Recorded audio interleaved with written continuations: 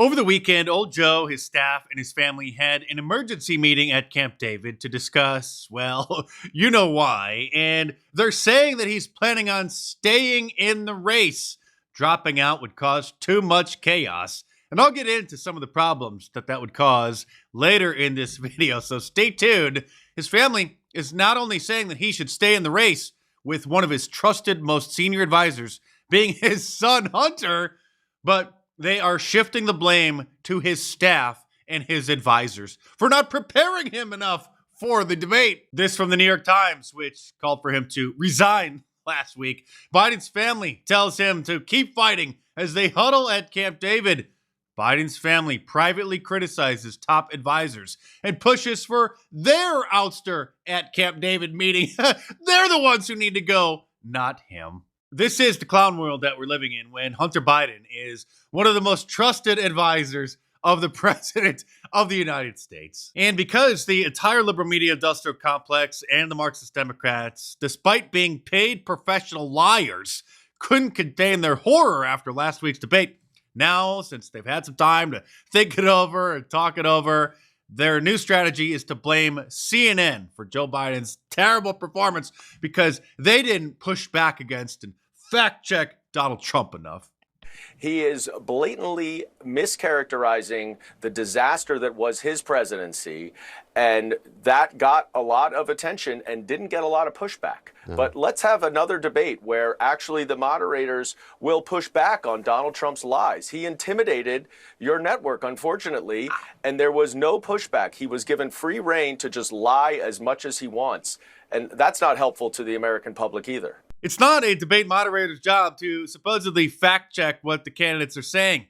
It's their job to ask the questions and to make sure that the candidates don't go over their speaking time. And if they start talking over each other, to break up the argument and keep them focused on the questions that are being asked. If we're going to have another debate, the preparation for that debate needs to be different. There's no question in my mind.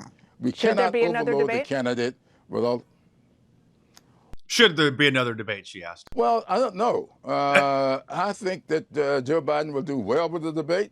I think it all depends upon what the rules are.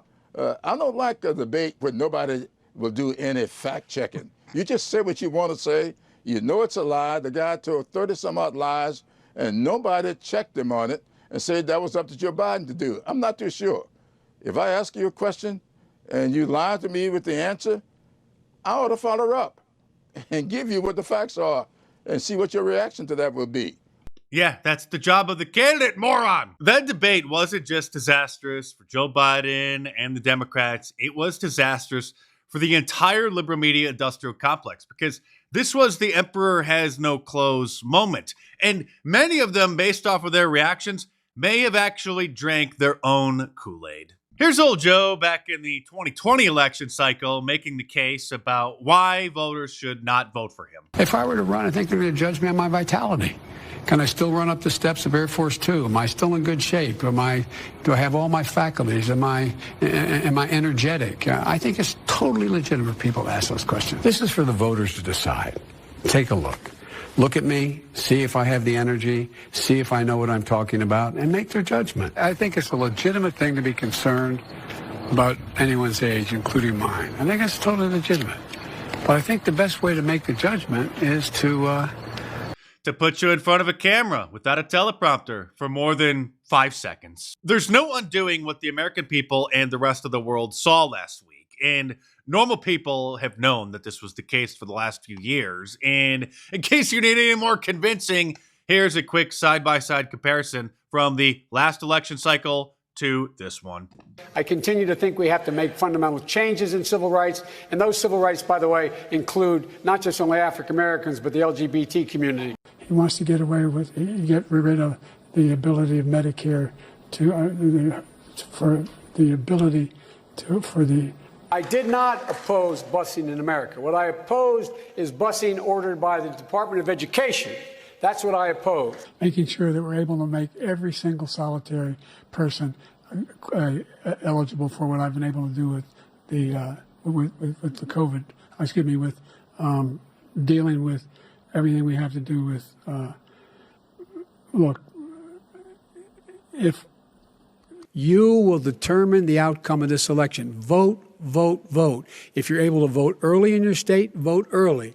If you're able to vote in person, vote in person. Vote whatever way is the best way for you, because he cannot stop you. and I'm going to continue to move until we get the total ban on the total initiative relative to what we're going to do with more Border Patrol and more asylum officers.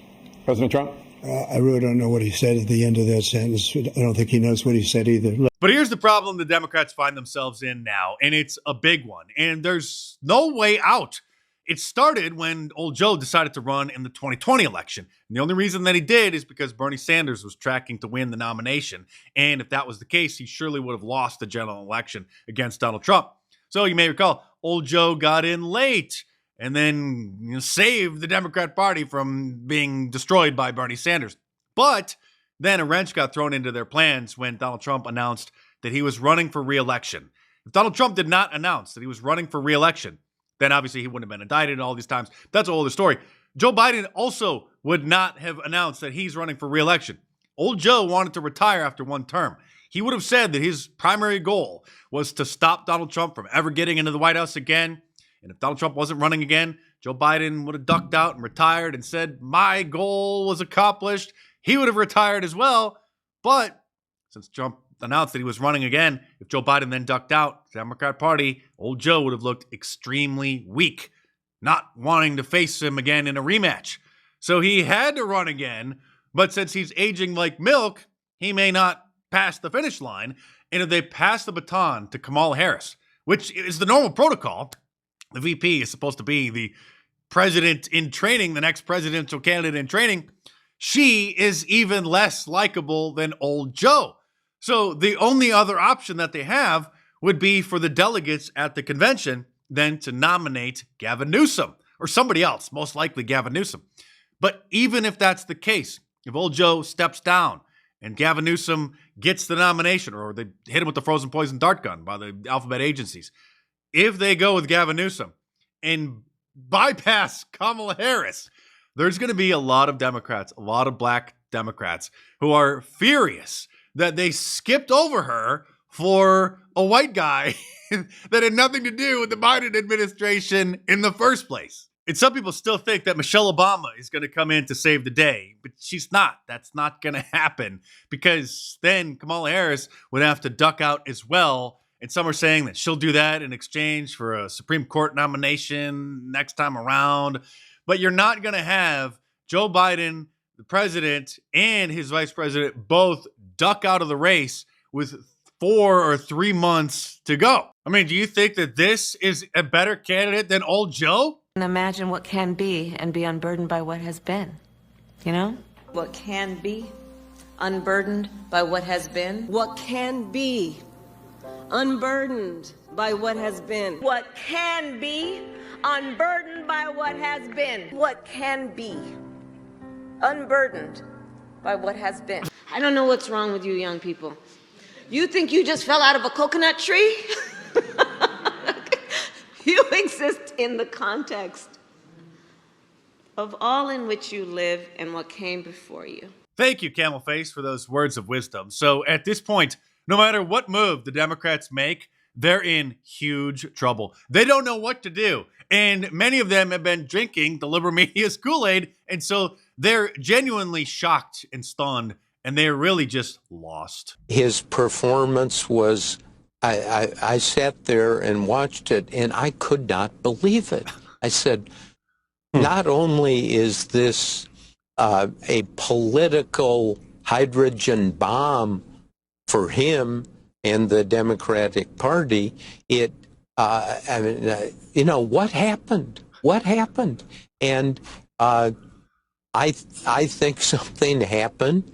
And if you look back at this, he had been out of his mind for the last several years, and you obviously have been watching too much CNN and MSNBC, and you believe the gaslighting. But perhaps the most hilarious take on this entire train wreck comes from Harry Sissy, the 21-year-old TikTok influencer who is being employed by Democrat Party surrogates to try to convince the kids on TikTok that old Joe's doing just great. Here was his prediction the night before the debate. Republicans are absolutely panicking over how the presidential debate between Donald Trump and Joe Biden is going to go.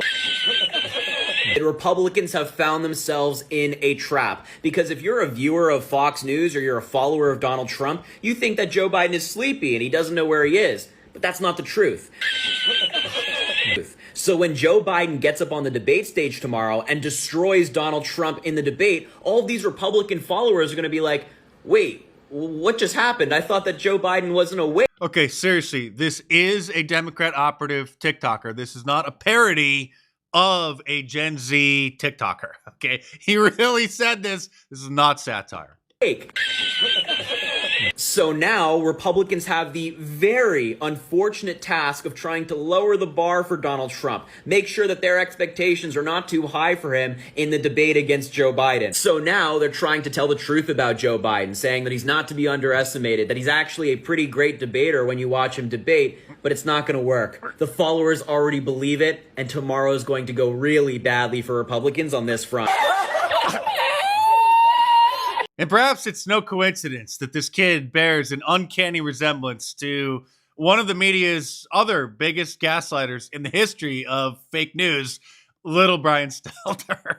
So after being unable to contain their shock, horror, and sadness about what everybody witnessed on Thursday, now the media, Democrat operatives, may actually start gaslighting the American people into trying to pretend that the debate never happened and everything's just fine. And old Joe is still as sharp as a tack. What is the reality of what is now happening behind the scenes? Well, I think the reality is the race has not fundamentally changed. I think there's universal agreement. It wasn't a great night for Joe Biden. He said as much. But what we see in all the data that has emerged since Thursday is the fundamental head-to-head hasn't shifted. People are not suddenly moving to Trump. In fact, what we've seen is that people felt like Trump's arguments were not persuasive. They were concerned about what he said about January 6th. They were concerned about him saying he wouldn't accept the results of the election. So fundamentally, on the places Donald Trump is politically vulnerable, he really did himself a huge disservice on Thursday night. And so I think for Biden now, the task is to go out, do what he did in North Carolina. Read a teleprompter after being amped up on who knows what, which may cause severe health problems, which may be why they didn't inject him or give him doses of whatever he took during the State of the Union address, because his blood pressure probably got so high that he was at risk of having an aneurysm or a stroke or a heart attack. And so they may not have given him, obviously they didn't give him anything for the debate on Thursday. So they really have no idea what to do at this point. Any move that they make is going to be bad for them. I guess what we all saw last week was just one big, long, cheap fake. Donald Trump really did lose the debate. All of these pundits and pollsters and analysts that you see on all the cable channels and all the networks have no track record in predicting elections. And yet they come on and they claim they know how this debate is going to affect the outcome of elections. They have no idea. It's sports talk radio. It may be entertaining, but it has no scientific basis. So what is the impact, you think? Everybody is talking about it. Everybody is horrified. Even if Democrats aren't going to jump ship and come over and vote for Trump, many of them are just not going to vote at all. Zero. Debates are not predictive of outcomes. This debate doesn't compare in any way, shape, or form to any other debate in history, because in every previous debate, both candidates made good points, got owned by their opponent, presented their party's platform in a pretty articulate way. It wasn't like a corpse was rolled out onto stage and couldn't even finish a sentence. Literally. Here is CNN's resident statistician who doesn't sugarcoat things and is the only honest person working for the entire network, breaking down some of the problems that the Democrats face no matter what they do. Harry, do we have polling yet that suggests that voters want a different candidate? Yeah, this is the whole question, right? If it's not President Biden, then who could it be on the Democratic side? And the truth is, there are no easy answers. You know, I went back and looked at the polling versus Donald Trump for a bunch of different Democrats have been suggested. Gretchen Whitmer, Gavin Newsom, Kamala Harris. Look at this. They all trail Donald Trump. So the idea here that we're somehow going to get this magic bullet, that there's somehow going to be some Democrat who can beat Donald Trump easily, I just don't see it in the numbers. At this particular point, if Joe Biden takes on Donald Trump, he's trailing. If there's another Democrat who runs against Donald Trump, they too are trailing. Perhaps you want to make the argument you bring in another Democrat who isn't as well known as Joe Biden, who has universal name recognition, and maybe they could change the numbers. But the fact is, any Democrat who entered the race right now, at least among those that are being suggested by a bunch of folks, they would all enter the race at this particular point as an underdog to former President Donald Trump. Not only that, but like I said, if they bypass Kamala Harris and decide to go with somebody else, Gavin Newsom or anybody else, there's going to be absolute chaos in the Democrat Party because they didn't follow the normal protocol, because the VP is supposed to be the future Democrat candidate in training. And if they don't choose her, go with somebody else, then they're going to have to admit the obvious, that the entire Biden administration was weak and incapable of leading. The only thing that could spoil my mood at this point would be if Donald Trump gets sentenced to prison next week, July 11th, next Thursday, which is a very real possibility. Although the best of the worst case scenario, if that were to happen, would be that he would be released on bail pending appeal. So the next talking point is going to be not only that he's a supposed convicted felon, but he has been sentenced to prison. So we're not out of the woods yet. There still is one more hurdle to face. But then I guess anything could happen over the next 4 months. So just buckle up. And by the way, this week for the 4th of July, you get free shipping on any of my shirts at markdice.com in the US by using the promo code FREEDOM at the checkout. Now, this is not Amazon Prime. You're not going to get them in 2 days. You're not going to get them in time for the 4th of July. Just a heads up. But they will come and you get free shipping on them. So order your An Appeal to Heaven shirt, the new MAGA Mafia shirt, the classic Christ is King shirt, or any of my awesome designs. Now, not all, but most of them available in a tank top as well for the summer. So just click on any of the main designs, and then down underneath the listing, you'll see the different options for the tank top, long sleeve, and the hoodie. So head on over to markdice.com or click the link in the description below. Enter the promo code FREEDOM at the checkout to get free shipping in the U.S. this whole week, and check them out.